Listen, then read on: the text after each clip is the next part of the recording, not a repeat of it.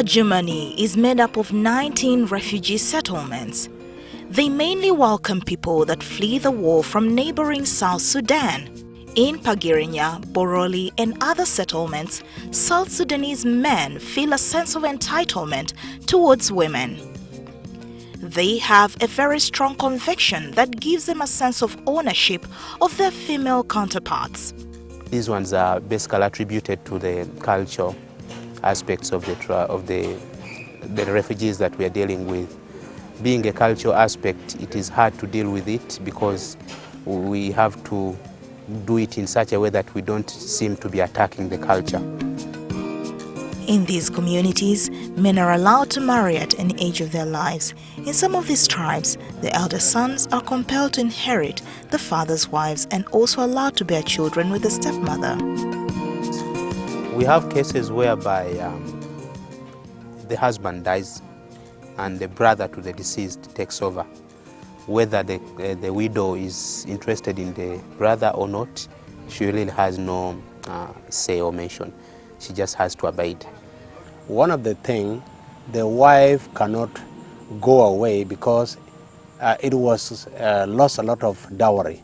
You know, when my father married my mother, my stepmother, he spent a lot of cows and money. So we want to maintain her such that the dowry cannot be lost. These and other gender-based violence occurrences are rampant in these communities, and it cuts across gender. The reason is about sleeping bed. Joseph in Boroli settlement is a typical example of a man consistently violated by a physically stronger wife. Joseph has been violated several times. In fact, at one point, at night they went to sleep. According to Joseph, he demanded for sex from the wife, but the wife refused. And then he ended up turning his back. As he was trying to sleep, the woman also he was trying to demand from him sex, but he also refused. Then the woman was like, "If you refuse, I know where to get you." Then he tried to squeeze the balls of him, and the man had to be taken to the hospital. Traditionally, a woman must be married off at a younger age so she can fetch more cows for her family as dowry. My parents had no cows, but my cousin's family did. My parents forced me into marriage so they can also get the cows. Since I was married off in 2014, we don't even have contact. I don't love him. It's therefore a responsibility of the elder brothers to do everything in their power to find suitable spouses for their female siblings. When you have a daughter, you mean that you have your own bank account. When she gets married in a early age, the person who decides to marry your daughter will bring a lot of cows. I was at the well alone washing clothes. A man came, grabbed and threw me on the ground. He tore my pants, painfully raped me, and ran away. Olivia, not real name, contracted HIV/AIDS from a rape incident. She also gave birth to a child that belongs to a man she barely knows. I was introduced to LWF staff who took me to police and reported the case. They then took me to hospital where I was tested and treated. Later, during a hospital visit, I was found that I was HIV positive and pregnant. The Lutheran World Federation has intervened by offering both prevention and awareness on gender-based violence. Well, given the fact that we are dealing with a multiplicity of tribes, we have structures in the community.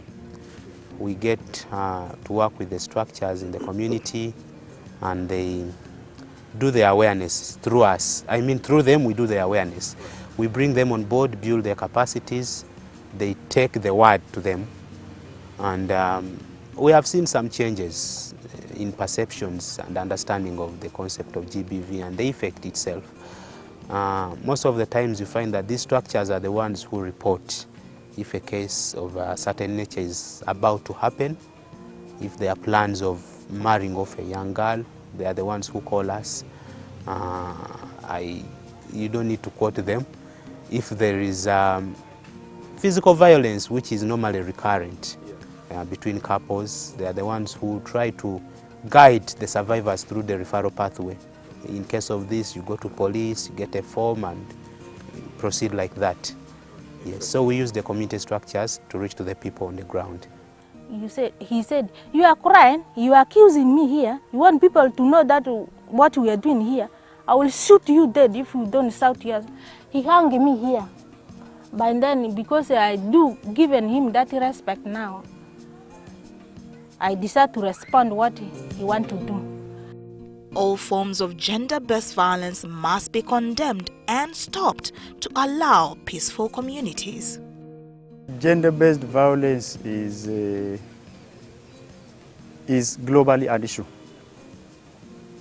But when we talk about displaced individuals, they are more vulnerable.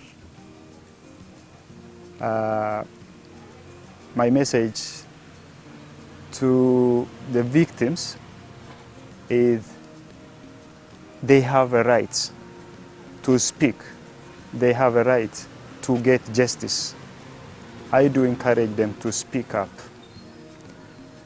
For perpetrators, my message is they are violating the right of the girls, the right of the women.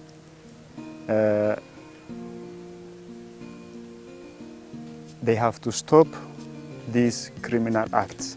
So I can say we need more training, dialogue, sensitization, such that the community will be aware not to do that. The human rights framework asserts that women are entitled to protection, promotion, and fulfillment of their human rights. Abuses against women can no longer be relegated to the so-called private domain. And accountability is demanded of Uganda as a state to uphold commitments to girls' and women's human rights made in a number of treaties and international documents. In the refugee context, the Human Rights Council recommended to end GBV among refugee women, and this is very critical. LWA believes that interventions that help communities prevent and respond to gender-based violence have the potential to transform lives and also support robust humanitarian and development outcomes.